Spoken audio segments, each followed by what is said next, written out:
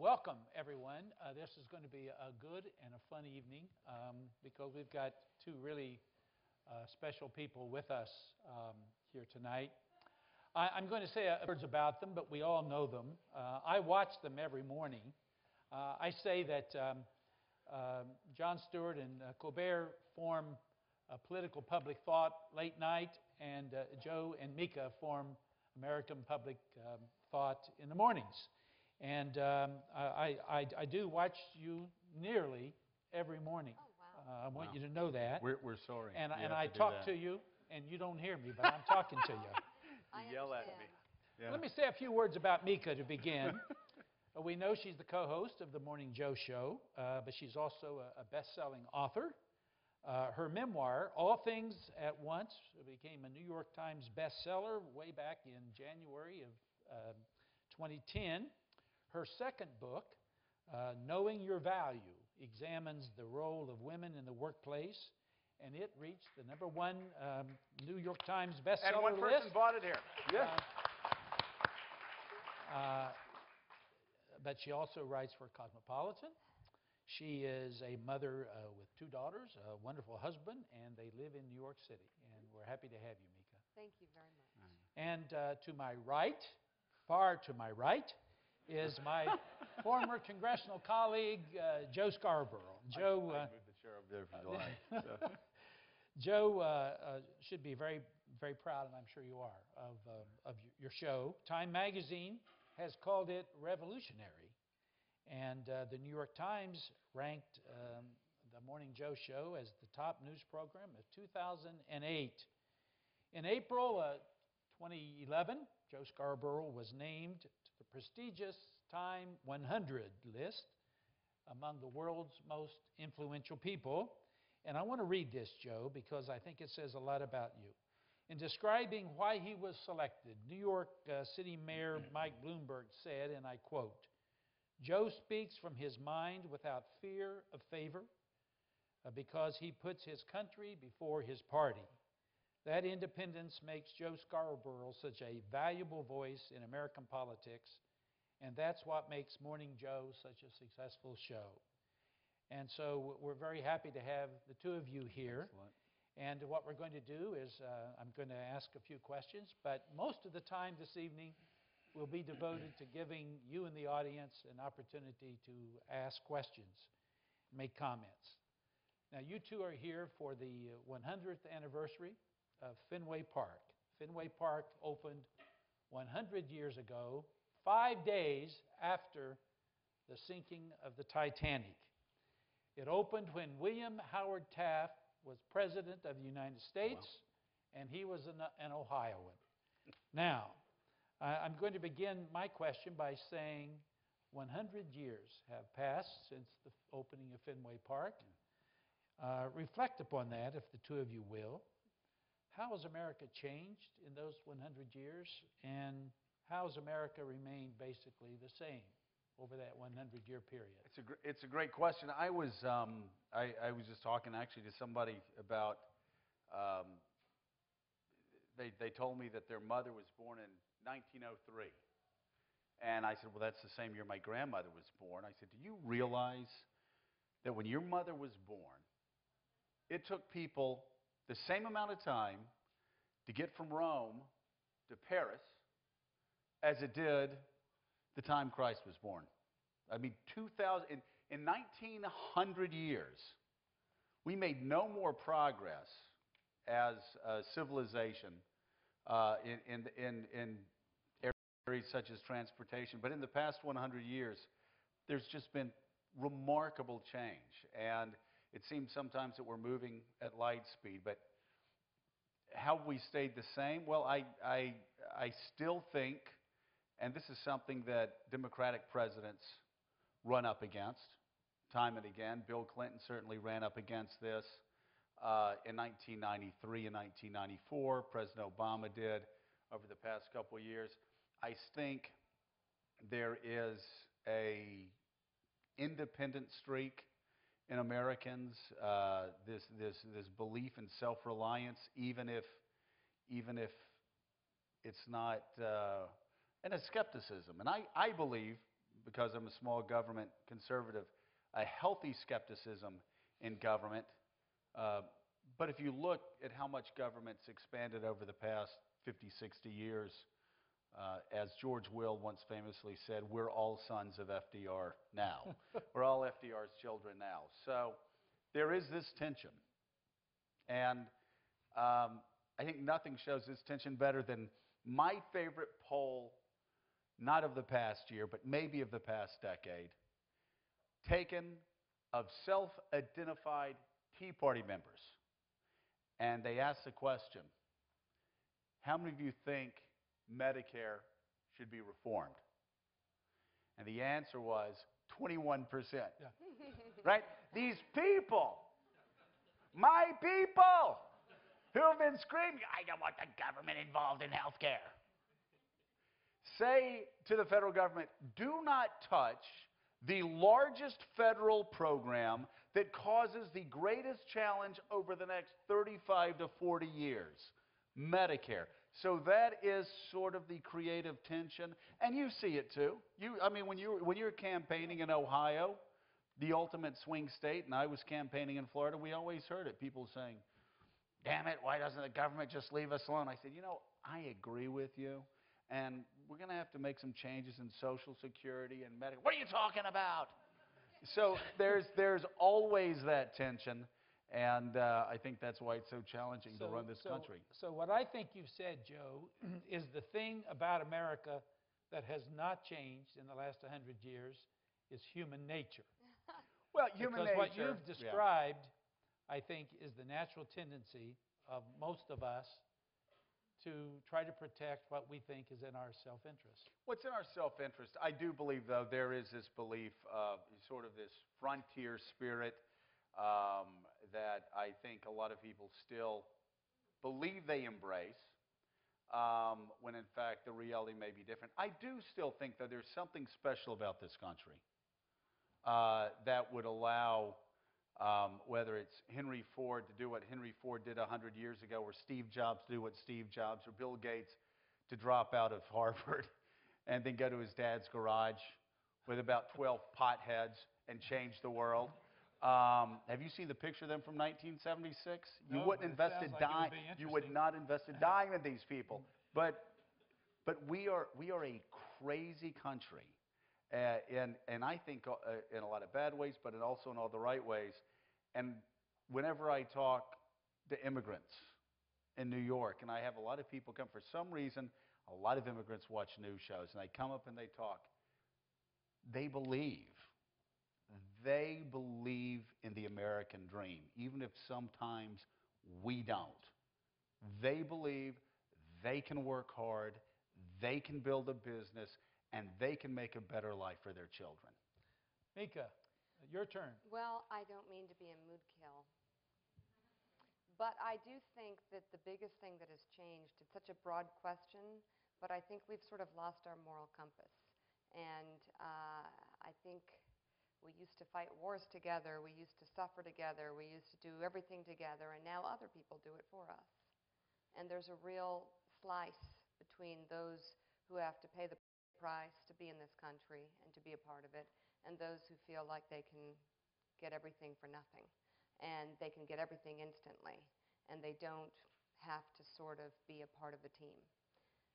Once again, I think you're describing human behavior, but I was watching your show this morning, and I was struck by the fact that you talked on the show this morning so passionately about poor people.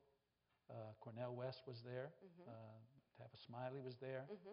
And you were talking this morning about something that you don't hear a lot of politicians talk about, Democrat or Republican, Joe. Right. And that's the fact that there's a group. Yeah, there's a part of the American population that is poor, that is not doing well. And we hear a lot of talk about the middle class. And when I was governor, I talked mostly about the middle class. Looking back over my 4 years, I regret the fact that I didn't talk more about the neediest among us. Right. And there's a lot of need in our country today. We know how many people who have a son or a daughter in Afghanistan. How many here know somebody who's fighting in Afghanistan? Good. usually don't get any hands up. That's one of the, we've Yeah. asked probably 400, 500 crowds over the past 5 years. Sometimes we'll get no hands. That's the most hands I've seen. Yeah. How many of you have a family member? A little bit less, yeah. And that, to me, is one way of looking at, there's really not the shared sacrifice that I think we need to actually continue to grow. And we're talking about how to grow. We believe in ourselves. That's the one thing that definitely has stayed the same, the pride and the hope that Joe talks about in the American dream. But the shared sacrifice isn't there. And I know one thing we agree on, because we were talking about this the other day, is I feel there should be some sort of service work that young people do when they turn 18. Well, let me ask this, and I was talking to some of my students a few days ago about this. Do we think our foreign policy, especially our decisions regarding going to war and so on, would be affected if we had a draft in this country? Absolutely. And if so... Yeah. Oh, my God. Thank you for that softball. Yeah.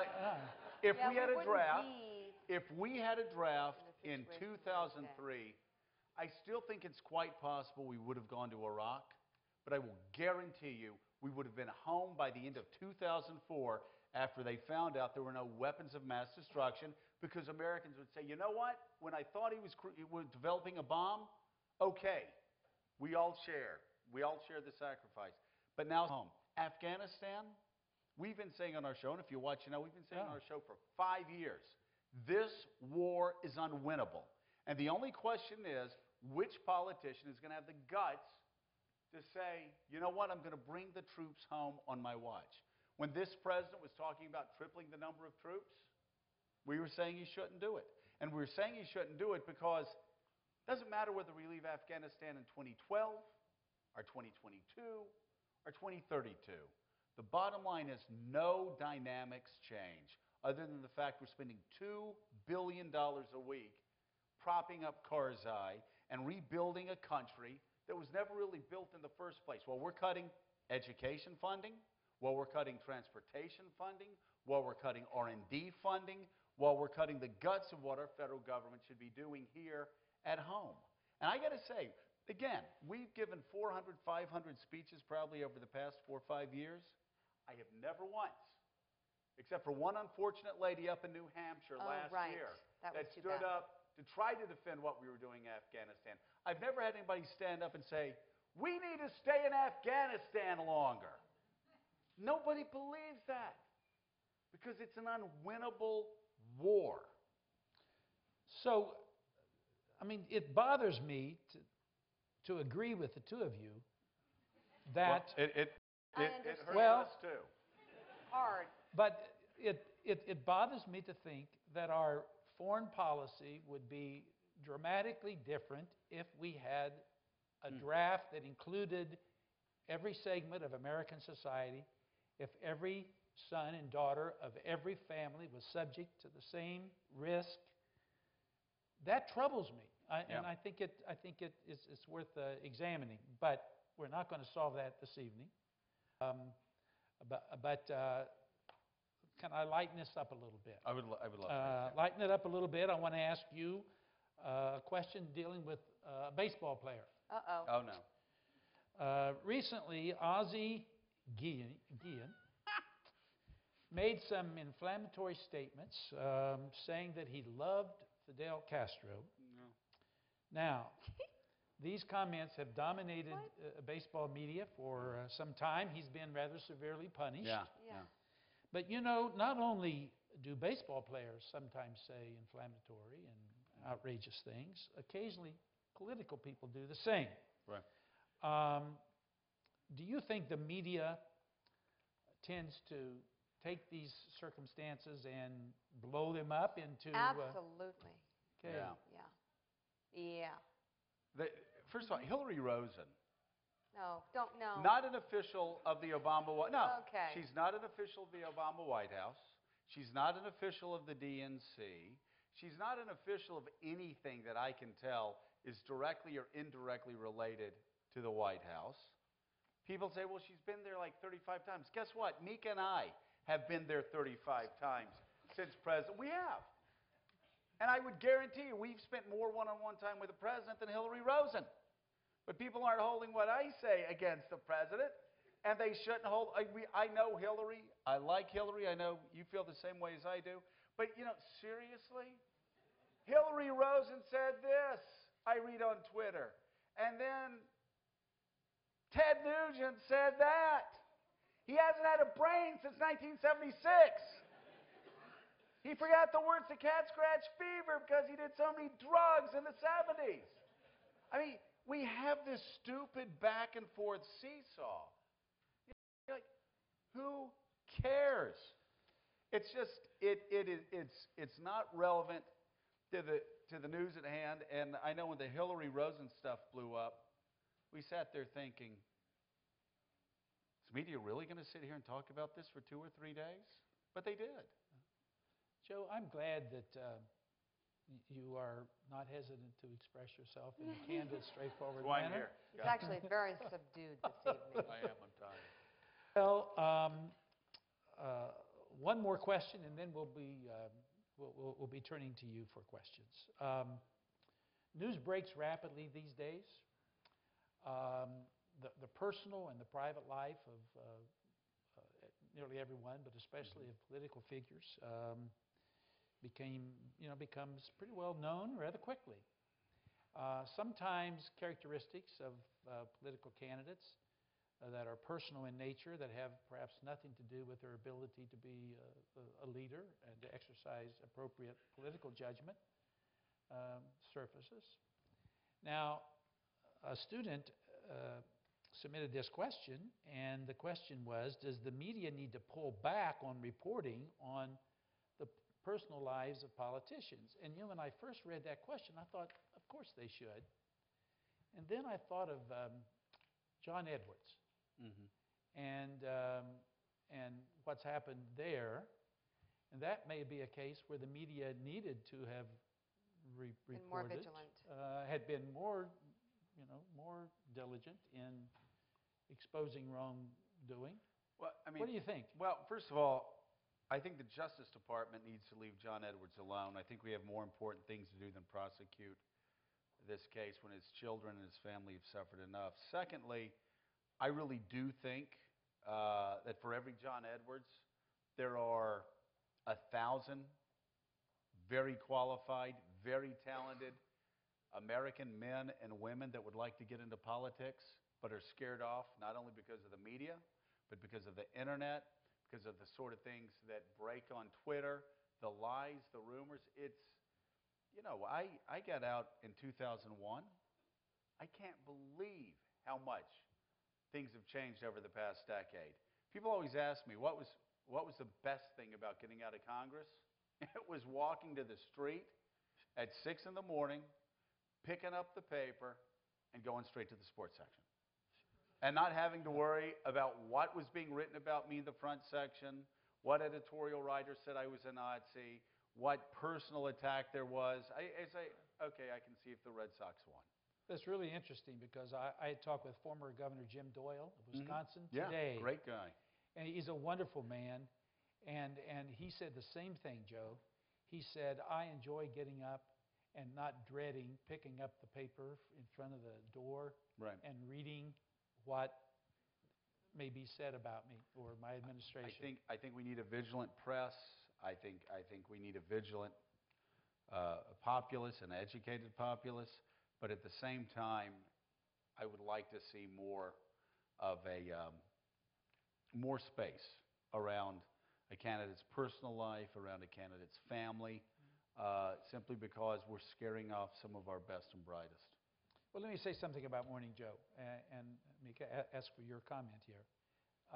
I think, as a viewer of Morning Joe, that one of the reasons it has been so successful is because it has refrained from that kind of journalism. And I assume that you all make a conscious effort to see that that's the case. We do. And on the previous question, I think children should be off limits. I'm really not sure. The Edwards is a great example of maybe we should have known more. But as a daughter of a national security advisor, when I was very young, I have to say it was very hard to be constantly invaded, and your family can be ravaged by the process of going to Washington and being in the spotlight. And there should be lines.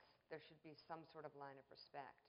Our show, we like to, consider it as sort of an island of sanity and civility in a sea of very shrill voices all over the airwaves, on the internet, on cable, on different networks. And we're really proud of what we've built because there are certain things we just don't do. And they just don't happen. They're not just our philosophy, they're part of what our show is. And people who come on know exactly what they're supposed to do. And if they don't come back. No. But we don't have that problem a lot because for some reason we found a tone that we've set that when people come on the show, they are laughed off the set if they try and do talking points or BS their way through an answer. And if they get, if civility becomes an issue, they know they're not coming back. And we have set a tone. We'd like to believe that maybe others will follow. Well, good enough. Now, to the questions and to you, but the rules. You know the rules. We have 4 microphones, one here, one there, and one here. All questioners must identify themselves, okay? Secondly, 1 brief question per person and no speeches. I mean, if you want to offer an opinion, I'll let you do that. And lastly, each question should end with a question mark. So let's begin over here. Great. Thank you. Is this on? Thank you. I'm Anya Malkov. I'm a policy student here at the Kennedy School in my first year. Big fan of your show, so thank you for being here. This is exciting. My question is, to what you said, Joe, we're scaring off the best and the brightest from entering public service and entering politics. What I see in that is also 52% of the population are women, and they're less than 17% of Congress. And media certainly plays a role in that, how female politicians and women in general are portrayed. So what, and Mika, I think it's great that you're on the morning shows in the morning. It's good to see a strong woman character up there. But what do you see as the role of the media in making sure that our elected officials really represent the full talent pool of the population, including women? Mika, do you want to take that one first? Well, is my mic still on? Some man turned the volume down. That really shocks and stuns me. Does it work? Is it on? Is it working now? Let me answer that question. I've been thinking about it a lot. That's good. We're good. It seems to me, Mika. We need to obviously get more numbers everywhere, and I think we're gaining. We're obviously I've been very interested in the pay disparity between men and women because of the little problem we had. But I would also say your question needs to be rephrased because I would add to it. I would say, what needs to happen about getting more women in the media and in politics and portraying them in a certain way. Also, women need to portray themselves in a certain way. They need to get in there. They need to get in there. They need to get into the conversation. They need to not be afraid to run for office, to sell themselves, to show what they can bring to the table, because we do bring a lot to the table. But part of the problem is that we're a little nervous about it, and we're conflicted. And I would say a good deal of the problem is that we don't jump in there. We scale back. We think, oh, we're going to have kids, and I'll step back a little bit. No. I think it's Sheryl Sandberg said it best. I mean, she really believes that women actually play themselves, play out their lives about how they'll step back and when they're going to take their feet off the brakes. Put your foot on the gas and get in there. And I think the rest will come because the doors are opening, the glass ceilings are cracking, but now we have to jump in the game and stay in it for quite some time. You want to? Yeah, I actually do want to add something because Rush Limbaugh obviously got in the news when he said some really unfortunate comments a few weeks back, and there was once again this back and forth, this ideological back and forth between Republicans and Democrats on Twitter. Well, yes, Rush Limbaugh said this, but Bill Maher said that, and it seems to me that women need to seek out misogyny wherever it is, even if it looks like it's coming from your own side, because while people on the left may loathe Sarah Palin and may loathe Michelle Bachmann when they're called extraordinarily bad words, derogatory words, all women need to speak out. And the same goes with when a Rush Limbaugh or Glenn Beck says something derogatory about a woman. You know, we have seen it. I saw it in Congress. We've seen it in the media. I saw it in law firms. Women are just held to a higher standard, a tougher standard. Women are forced to walk through minefield every day. And Mika and I have seen this every day at NBC. And she saw it at CBS, where a man can do certain things and they're seen as very positive. I go kick down the door of the president of the network.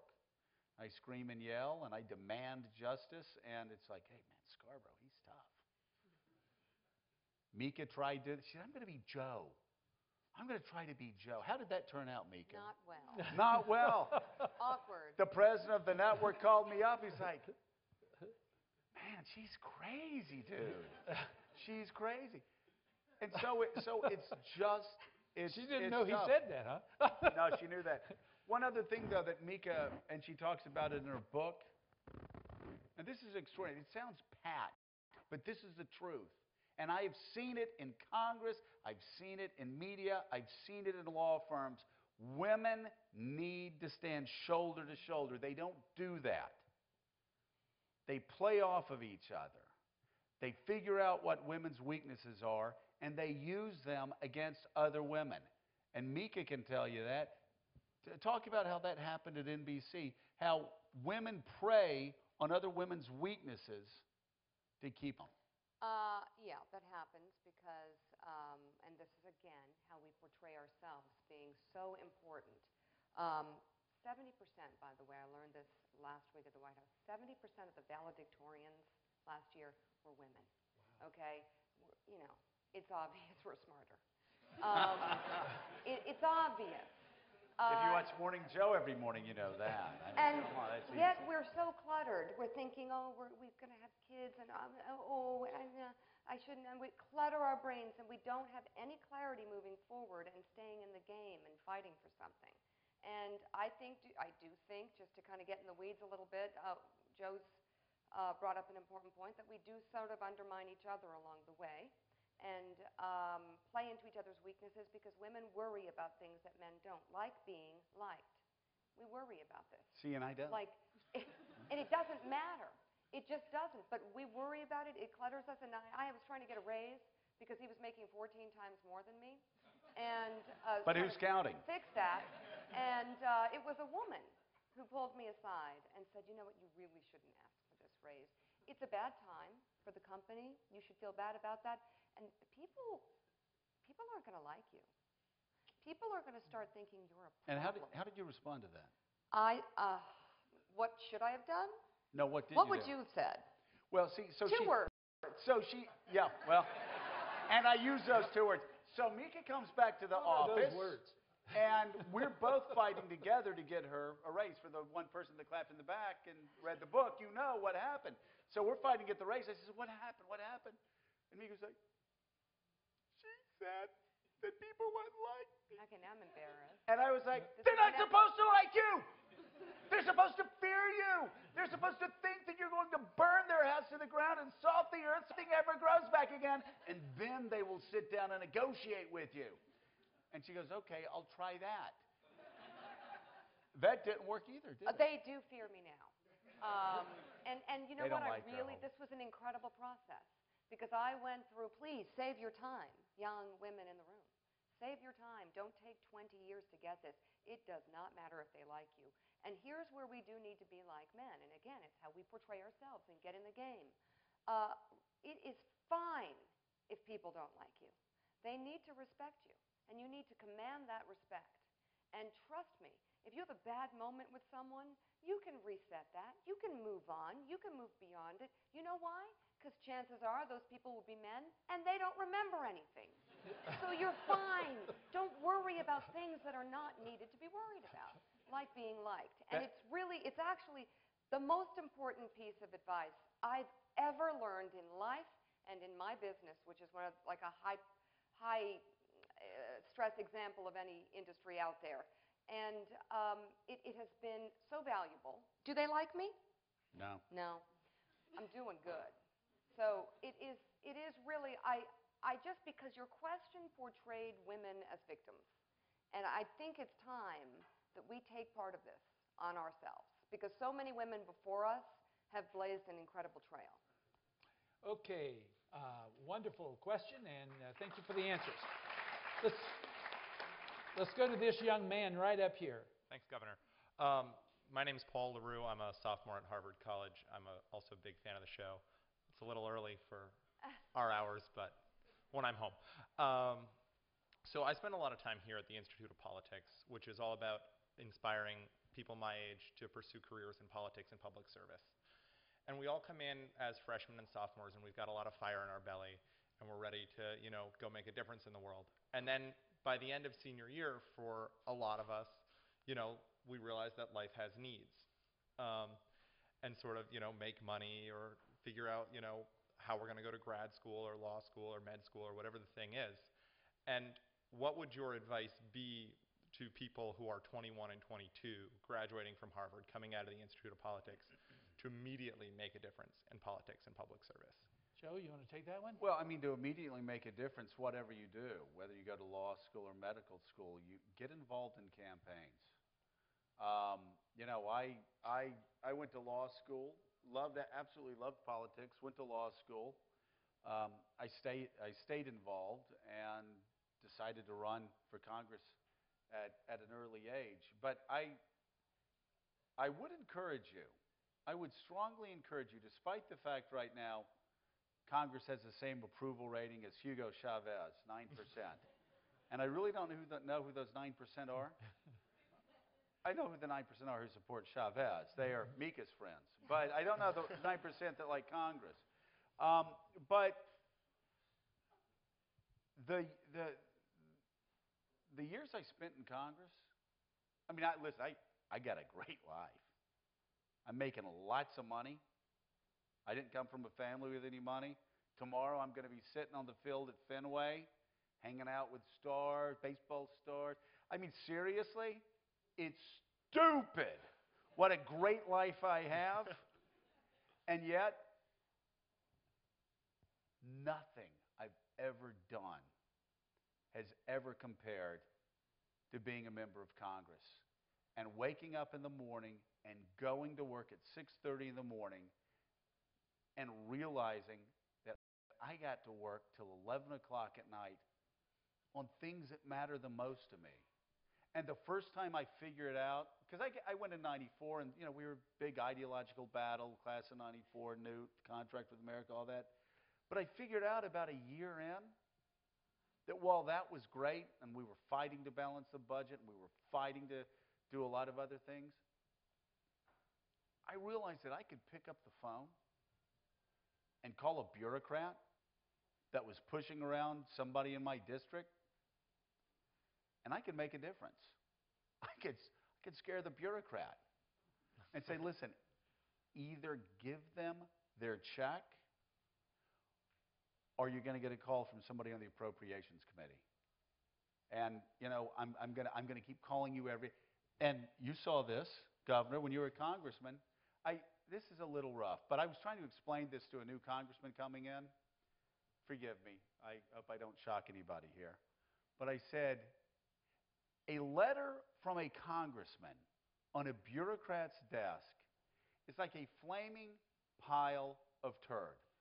Now, They may not like you for putting that on their desk, but I guarantee you, they only want to do one thing: get it off their desk. And you just keep piling it on every day until they do. And you know what? Even the IRS, Social Security Administration would do that. You see that you can make a real difference, not just in these big issues, but in individuals' lives. And you know, here's the thing. When I left Congress, I still have people when I fly back home into Pensacola coming up to me, but they never go, "Hey, Congressman, thank you so much for balancing the budget for the first time in a generation. Thank you so much for fighting to keep taxes." They never say that to me. They come up to me and say, "You don't remember this?" And I know you get this all the time. "You don't remember this?" But back in 1995, my grandfather had died, and I was out of the country, and I couldn't get back in because I had a student or whatever. You picked up the phone in the middle of the night, and I got to see my grandfather, get buried, or a check that somebody needed to keep their small business open. I'm telling you, it doesn't pay as well as being an idiot on TV, but it is the most rewarding, greatest job you could ever have. And I will feel blessed, as I'm sure you will, until the day I die, that the people in my district were stupid enough to elect me, because it's the greatest honor. And Joe, I had those kind of successes with every part of the government except the Office of Management and Budget. Right. It seemed as if they were in a whole different universe. Yeah.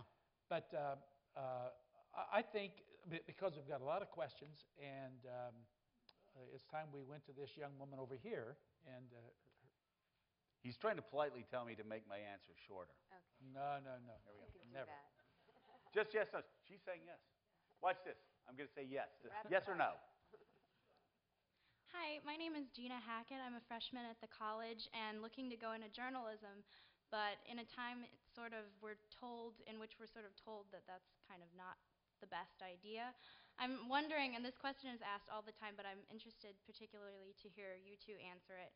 What single piece of advice would you give someone right now looking to go into journalism in college? And also likewise, what can we do to sort of preserve the vigilant press that you were talking about?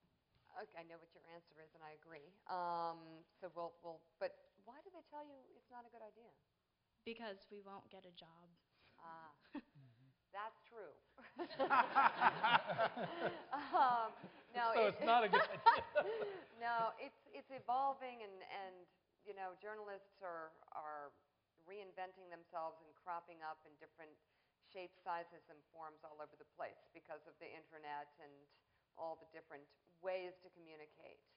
Having said that, you've always given the best piece of advice on this, so take it. So, Ronnie, here's the deal.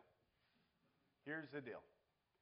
I had a learning disability, okay?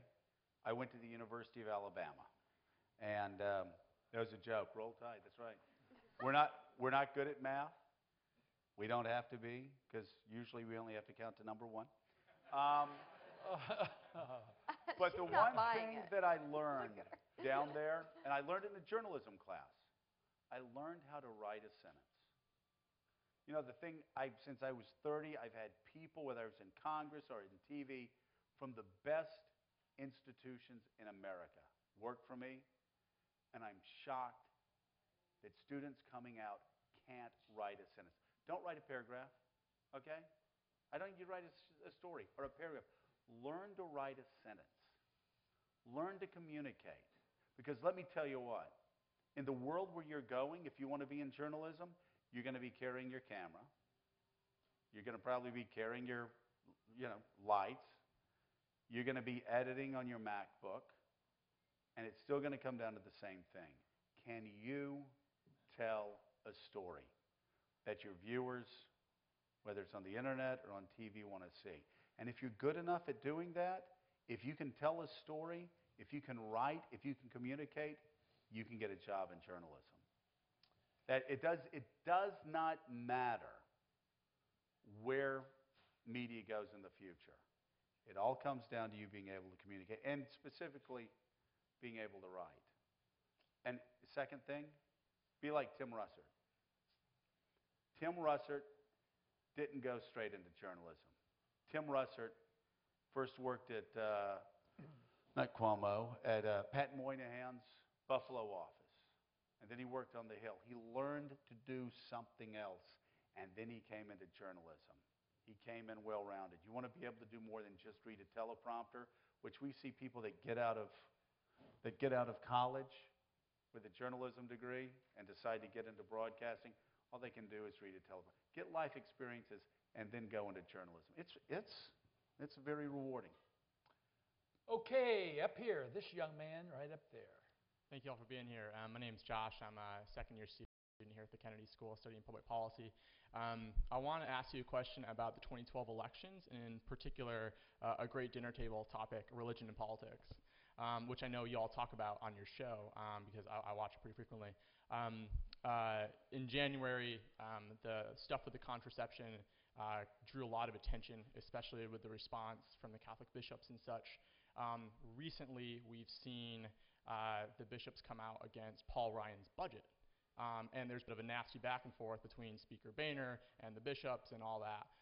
However, the media attention to that thus far has not really been that substantial. I'm curious if you all think that that will pick up in the same way that it was really big around the contraception stuff, and if not, why? That's a great question. I think the bottom line is contraception and issues involving the Catholic Church's views on sexuality are just more provocative than baseline budgeting. Paul Ryan, CBO numbers versus, and also the question is whether, because this is all about independent Catholics, blue-collar Catholics for the most part, that voted for Reagan twice and voted for Clinton twice, voted for Bush twice, and then voted for President Obama. I'm not exactly sure why it hasn't gotten more press, but I just don't know. I mean, Ted, you're from Ohio. I mean, I don't know that the bishops commenting on Ryan's budget is going to move a lot of those independent voters in Ohio that vote Republican one year and Democratic the next. Yeah, I think that's true. I don't know if your answer implies that there is, or your question implies that sex is more interesting than poverty or human need. I don't know. Can you tell us more about what was behind your question? I think that the fact that this budget, right, really represents a lot of what the 2010 Republican wave ran on, right? And now you have the Catholic bishops coming out and saying that it's immoral because of what it does to people in poverty. And the social teachings that come out of the Catholic Church, I mean, that's a foundational aspect. That's a central aspect, right, that you find very common pretty much across all Catholics, whereas the views on some of the contraception stuff can really vary, especially in practice. It's a great point. It's a point I was making this morning when Cornel West and Tavis Smiley was on, when they were on, and I was talking about Matthew 25, which... You talk about it pretty often on that show. I talk about it an awful lot because I find it interesting that people in my party that will bring up faith somehow forget the part of the Bible where the disciples say to Jesus Christ, what do we have to do to get to heaven? Now, I'm just thinking, if I'm following Jesus, this is the part of, the red words that you would highlight and circle. Because Jesus is about to tell us what the most important thing is. Like, if you believe in this stuff, why, he's going up on a cross to die. And what does he say?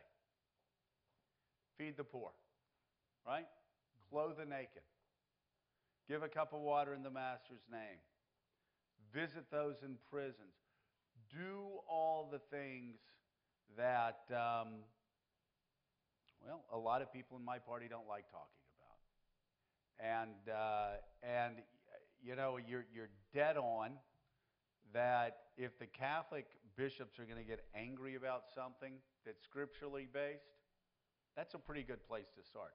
And by the way, I love Paul Ryan, and I love the fact that he's willing to take on the debt crisis, but this budget is skewed. And it's skewed for one reason, and one reason only, because Republicans and Democrats are alike are afraid to make the tough choices on Social Security and on Medicare and on defense cuts and on tax reform. So what do? They go after 12% of the budget that disproportionately impact the poor. And why do they do that?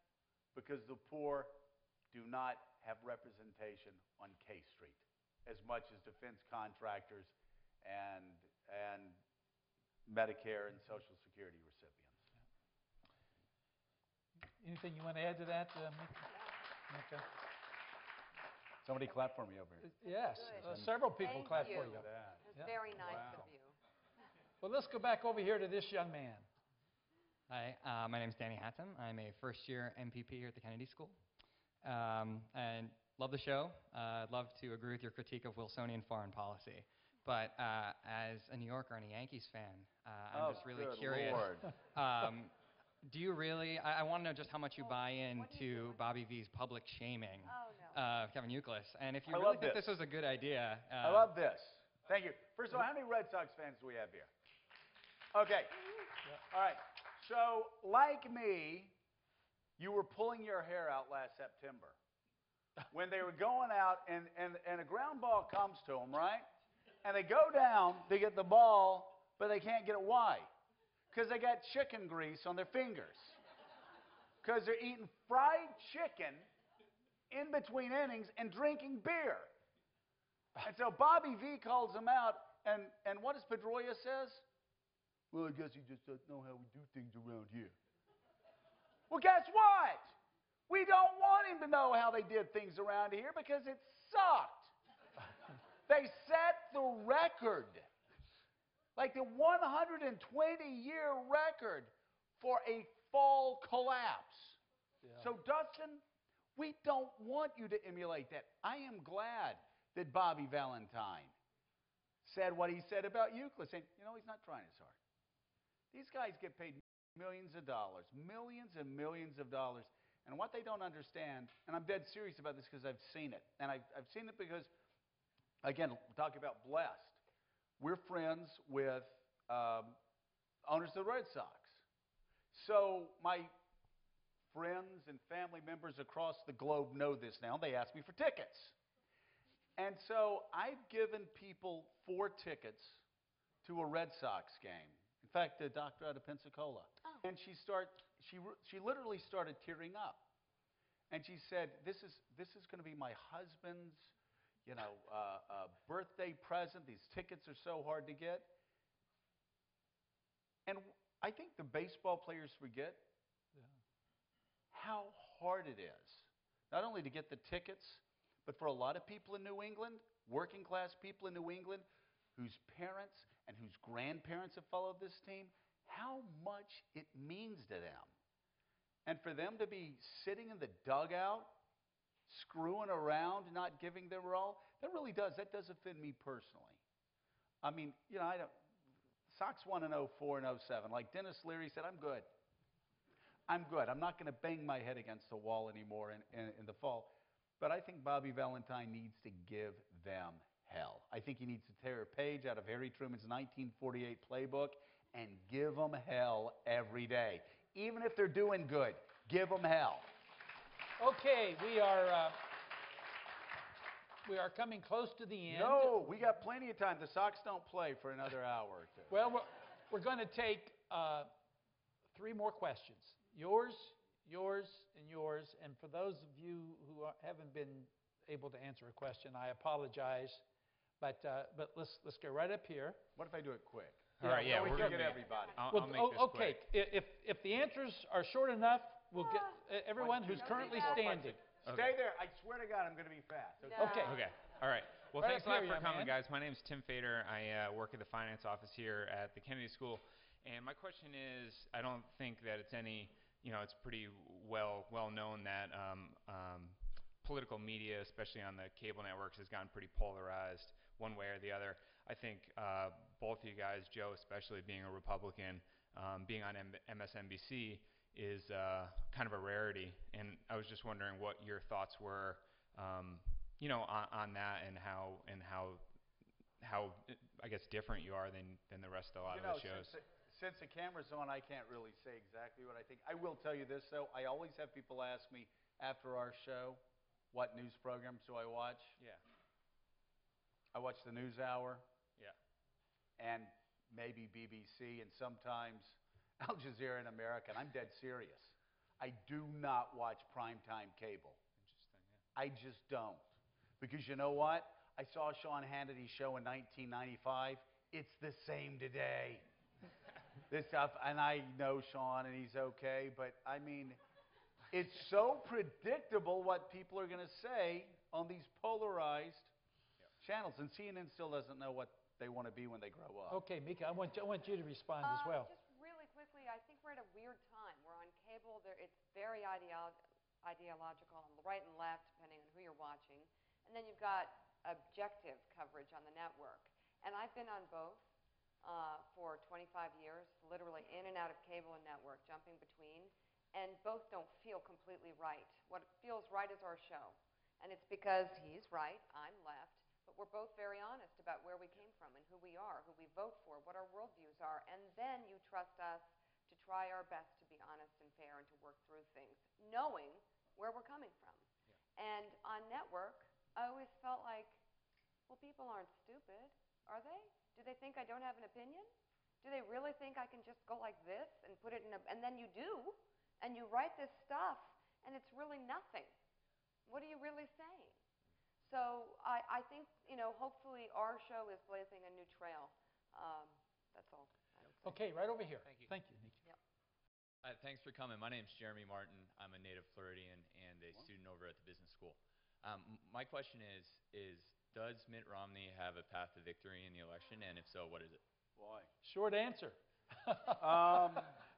That's why I said the what is it. The fact is that he does, and the fact that a candidate is stiff and awkward and flawed as Mitt Romney has a path to victory shows just how volatile our political process is. I mean, just a couple of quick stats. In 2006, Democrats won the off-year elections by 16, among independents, by 16 percentage points. In 2010, they lost it by 16 percentage points. President Obama is facing a tough re-election. Listen, I didn't agree with so many of his economic policies. I could talk for hours about it, but I won't.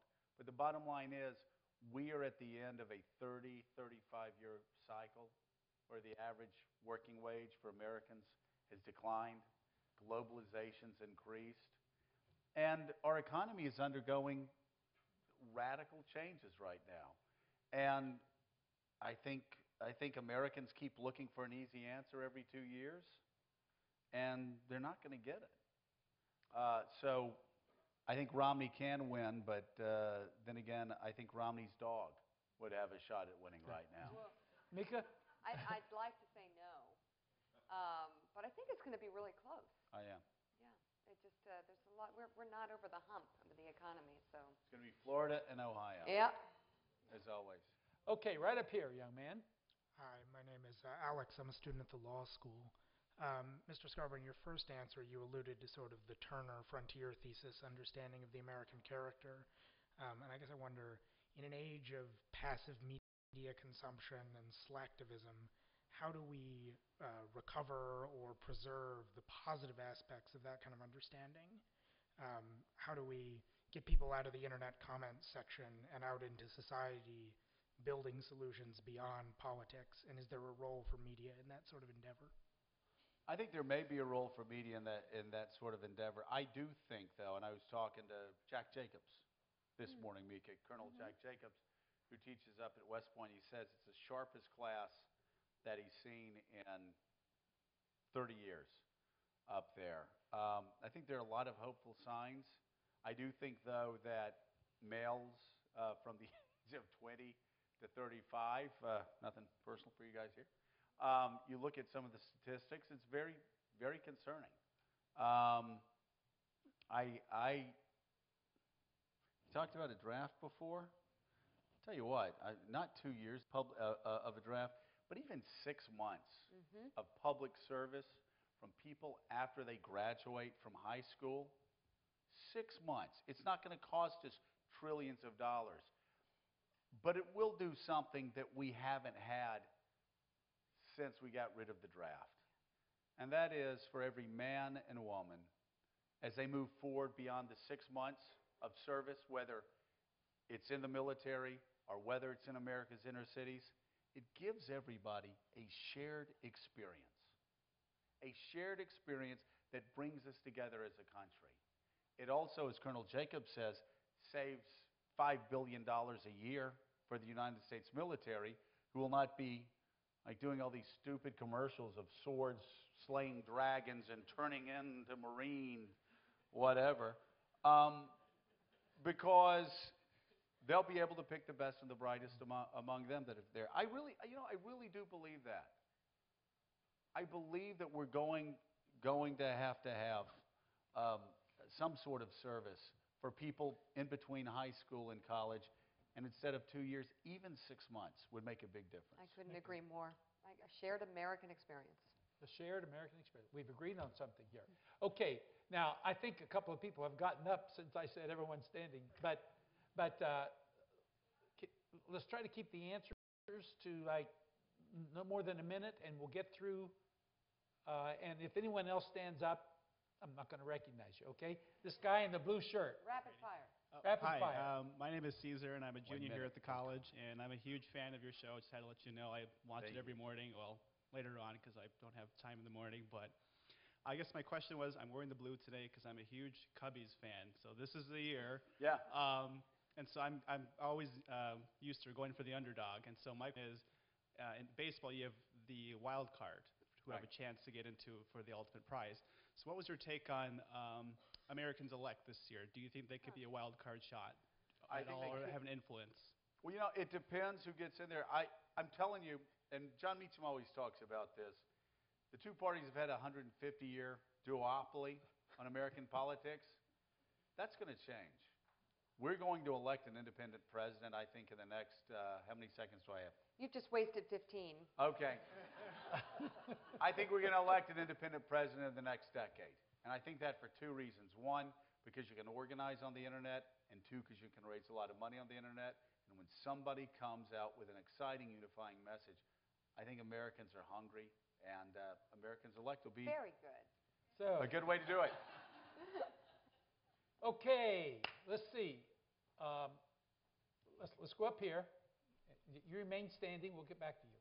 Hi, my name's Claire Daly. I'm a sophomore at the college. I'm from Mobile, Alabama, so roll tide. Love Pensacola. I was wondering, being from such a small town, and Pensacola as well, there is this sort of bubble that kind of forms around different pockets of Middle America. And what do you see as the media's job to kind of burst that bubble, and also like going along with voter apathy, like increasing voter participation in the next election? Yeah. Mika, why don't you take this one? Such a great question. I'll handle the media part of it. We need to find, I'm good. I'm good.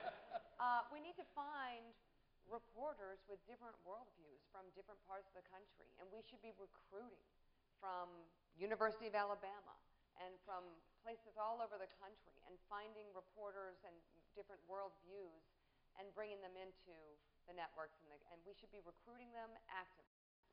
It's very liberal. It is very liberal. In the and I'll tell you, those bubbles, it's not just people in small, sleepy southern towns that live in bubbles. Mika and I can tell you, it's people that live where we live that live in bubbles, on the Upper West Side or in Bronxville or wherever, Westchester County or in Connecticut. You're not implying that people in Cambridge live in a bubble. Not at all. No. You all are open-minded. And but when you talk about you talk about the media, let's talk about diversity in the media, because we're always talking about diversity in the media. You know who we need more in the media? We need more people that served in the military. Yeah. We need more people that went to community colleges. We need more cops, people that have worked on the street as police officers in the media. We need more nurses in the media. I talked about this lady that, I mean, we need people that, when everybody's sick, because this is what I found at MSNBC and even at NBC News, I was only Republican there for a very long time. He's definitely out of time. And if there are 30 people in a room that are talking and they go way off from where people are milling, it doesn't take 15 people to steer them back. It just takes one person to pet back laughing. Going, are you kidding me? You think that's how Americans think? And they slap back. It's the same thing with the media. Again, if you have somebody talking about health care reform and a nurse is there going, oh, really? Oh, really? Why don't you walk around the hospital that I walked around at night and come back and give me that idea? I mean, that's the sort of diversity we need to pop the bubble. Yeah. Joe, before I went to Congress, I worked in the maximum security prison. Okay. Oh, see? And when we sat there in the chamber and they were debating the crime bill and talking about whether or not TVs ought to be in prisons and certain exercise equipment, I thought to myself, these people have no idea what they're talking about because they haven't been there. Okay, 2 more questions and 2 short answers. Yes, sir. All right, hello. My name is Kurt Kaletka. I'm an English as a second language teacher in one of the local high schools. And I was raised in Western Pennsylvania, Tom Ridge's old district, who I actually voted for, was taught to split my ticket. And I actually did that in 1994. Voted for Ridge for governor and voted for Wofford for Senate. And it doesn't seem like that's even possible anymore. It feels like only one of the parties has done this. And I mean, talk me down. Maybe I'm crazy, but I mean, you look at people who've been driven out of the Republican Party like Jim Jeffords, Bob Bennett, and what's his name right now? Orrin Hatch is on the brink of being driven out. It feels like there's an ideological purification that's going on to the Republican Party, not so much the Democratic Party. But is it? Am I just missing it? I mean, no, you're not missing it. Yes, you're missing it. No, you're not missing it. Yes, you are missing it. Joe, think about it. Think about his question in terms of who, for example, chose to run for president and who didn't, who stayed home. Right. It is kind of sad. First of all, you're teaching English as a second language. Let me just say, Mr. George W. Bush. Oh. So anyway, I can say that as a Republican. Listen,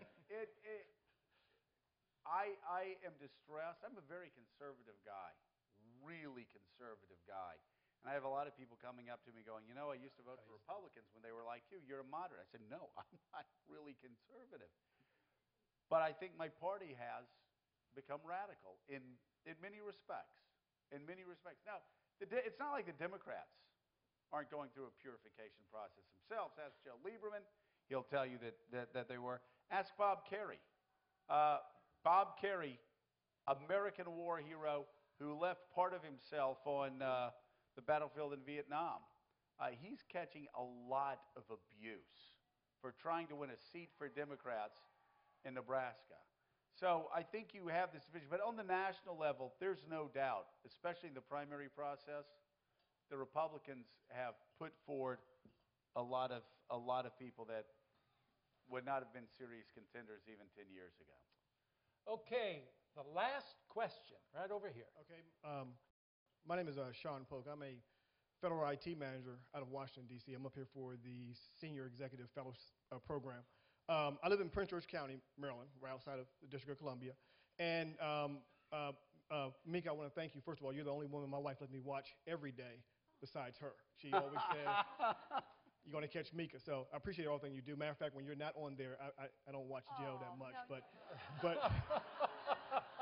you're a smart man. Oh, Joe. You are a smart man here at Harvard. But, Joe, my question is to you. You're a small government conservative. I'm a government employee. Right. Okay. Mitt Romney said people are corporations. They're actually not. Right. People are government. Okay. 60% of my county are government employees. Mm-hmm. But yet the nation has held our pay.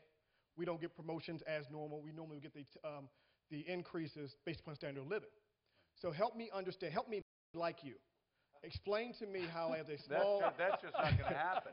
As a small government conservative, and again, I am a government worker. Because every time I hear small government conservative, I think we think the government's too big, but the government is people. And help me not lose my job if I follow you. In 1 minute. Okay. Well, first of all, You can do that. what agency do you work for? It's a And I'll small tell you whether you agency. keep your job or not. No, it's a small agency called Court Services and Offender Supervision Agency. Our responsibility is to monitor D.C.'s parole enforcement system. So, Okay. So let me tell you, when I talk about small government conservative, I'm talking more of government as a percentage okay. of our economy. I'd love to see it around 19%. That's where we were actually in the 1990s, when we had a Republican Congress and a Democratic president. We worked together there. And I think that's a pretty good balance. My biggest concern right now, what you do and what government employees do and what government does, I talked about the 12%, which is funded through discretionary domestic spending. It's a pretty small part of the budget. Mm-hmm. Now, back in the 90s when I was there and we were trying to balance the budget, we could actually balance a budget by going after that. But right now, and this is what you don't hear from Paul Ryan, it's what you don't hear from Democrats. When I talk about being a small government conservative, I'm talking about trying to figure out a way to bring down how much we spend overall and to spend it wisely. This is going to take more than a minute, but I promise I'll finish it up. And to look at the huge programs. Look at Medicare. Look at Social Security. And figure out how we keep those programs alive for another 30, 40 years. You'll notice I didn't say Medicaid. Right. Because anybody that thinks that we're going broke because the poor are getting a free ride in America, they've never been around the poor in America. Right. I'll give you two examples. We've talked about healthcare. Let's talk about education for a second, really quickly. The United States of America spends more money per student than any country on the planet. And yet our public schools are in shambles. Right. Now, this isn't a knock at school unions, teachers' unions. This isn't a knock at charter schools. This is just a fact. We've got to figure out how to spend that money more wisely. Same thing with healthcare. The United States spends more money than any country on the planet per person, right? We've got to figure out how to spend that money more wisely. Now listen, I'm not sitting here saying that we can continue spending more and more and more money, but I will tell you this. We're going to have to slow down the rate of growth of Medicare over the next generation. We're going to have to slow down the rate of growth of Social Security. We're going to have to stop being the 911 for the world. We're going to have to cut our defense budget, and we're going to have to cut our commitments across the globe aggressively. We're going to have to reform taxes in a way that creates a more equitable system, and we're going to have to spend our money more wisely. Now, I don't know if that means getting rid of federal employees or not, but I do know it means that we can't maintain the status quo and remain a great country. Well, with that, I hope you like him, and I You know like- we you like like me? him. Well, I like Mika. Okay, that's all right. So let's say thank you to Mika and to Joe. Thank you, Governor. Thank you, We brother. appreciate Thank it. you. It's great. Thank you Thank you so so much. much. Thank you Very all. fun. Appreciate it. Thank you. All right.